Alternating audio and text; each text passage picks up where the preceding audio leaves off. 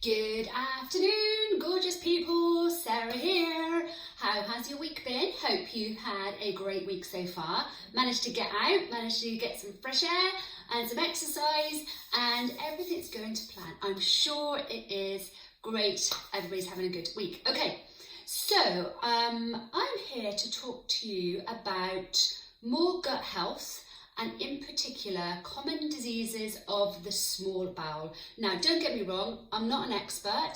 As you know, I'm reading a lot about gut health at the moment, and we can't exclude common diseases of the small bowel. So it's not just about gut bacteria, it's about other diseases as well. And I'm going to talk through three common ones that I'm sure that you've come across. And then I'm going to talk about what you can do about it if you haven't already, and things to exclude from your diet if you think that you are experiencing these problems. Please remember, I am not a doctor, I'm not a dietitian, so if you've got any problems with your gut, then please seek their advice. And when I say exclude things, you can, it's trial and error, excluding certain types of food, and then you reintroduce, okay? So it's excluding them just to see if you are intolerant, if there is a problem, is your body's reacting to it, and then you can start to reintroduce. But please seek professional help if you think that any of these concern you. And maybe some already you've got, and some you're already dealing with. So if you want to share any stories or anything about this, then I'd love to hear it. I'm sure others would as well. Okay, so first one I'm going to talk about is celiac disease and gluten sensitivity. They are quite different, but similar as well. So celiac disease is an autoimmune disease. So I'm going to read through my notes because I don't want to miss anything.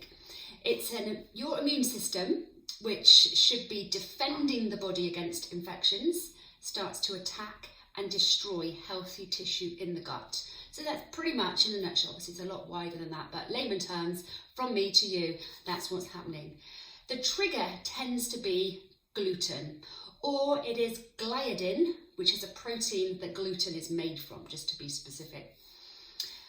Gluten is found in grains, wheat, barley, rye, and most processed foods. So that's what you need to be careful of. So if you're thinking, okay, well, I'm not going to eat that bread or that pasta product, but I'm going to buy some processed foods in, more than likely it's in there. Luckily now, everything tends to be sort of highlighted, anything that is that can cause problems. So it have highlighted wheat or highlighted rice. So you can do check that, but always check.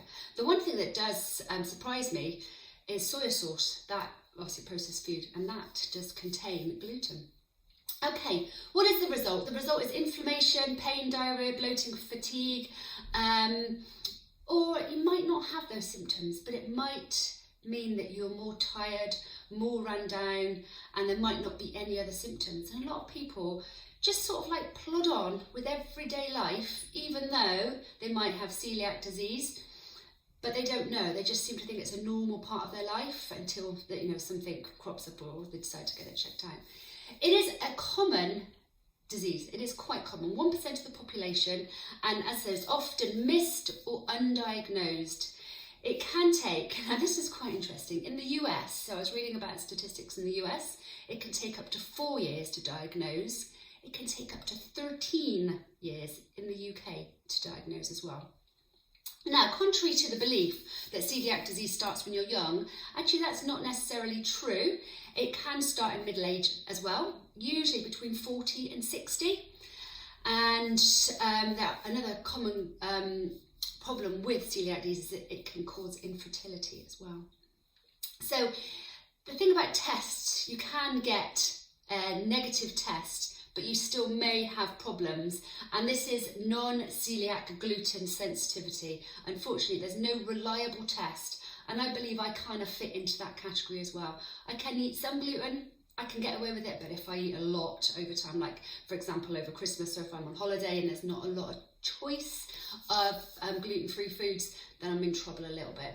So there is the other side as well, but as I said, that is not a reliable test. But for celiac disease, there is a reliable test. A little bit intrusive as well once if you get a positive test, because they have to do a little bit of a biopsy, but there is tests for that. So if you think you might have that, or one of your loved ones, then do get that test.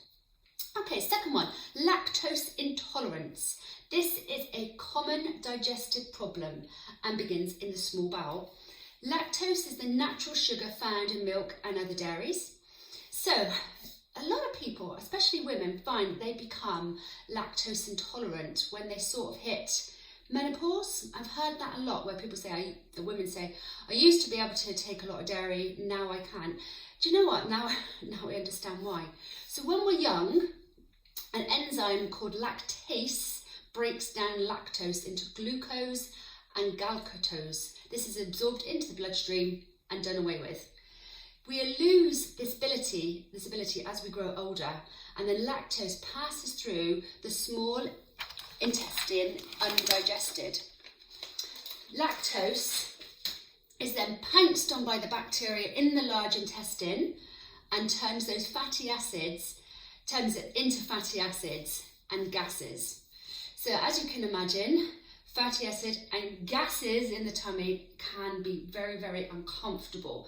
And I have heard of people that, really, really suffer with quite bad flatulence, and they eliminate dairy and sorts it out. So again, if you think that this might be an area that you're having trouble with, especially as you've got older, you've experiencing more of this, exclusion diet. You can do away with dairy.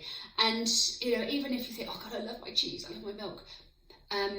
Milk is the main problem. So you could still perhaps have a bit of cheese and a bit of yogurt. But first of all, exclude it all and then slowly introduce back in the yogurts and the cheeses, and then potentially milk at the end. But there are so many people now that don't take milk in their drinks because of this problem. So, okay, so that's lactose intolerant. And then finally is IBS, irritable bowel syndrome, and it very, very common. It's a common gut disease.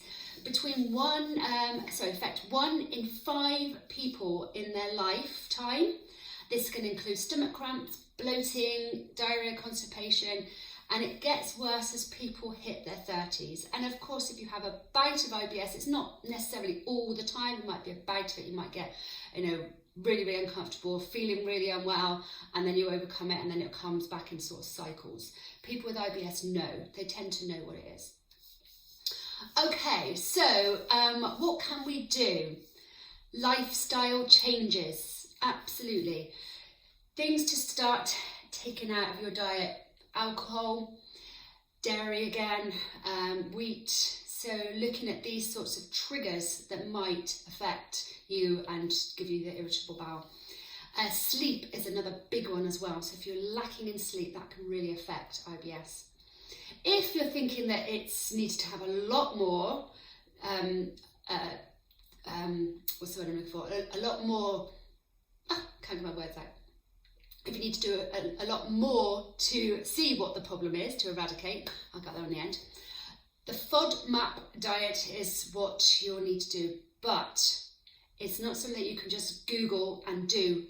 Please check with your GP, dietitian, practitioner. So do not, because it is quite an exclusion diet. So FODMAP, FODMAP, and I know a lot of my clients, not a lot, a few of my clients have gone on to the FODMAP and had good results. So this is an exclusion diet, and it cuts out certain types of foods, tends to be the carbohydrate foods that cause digestive problems for some.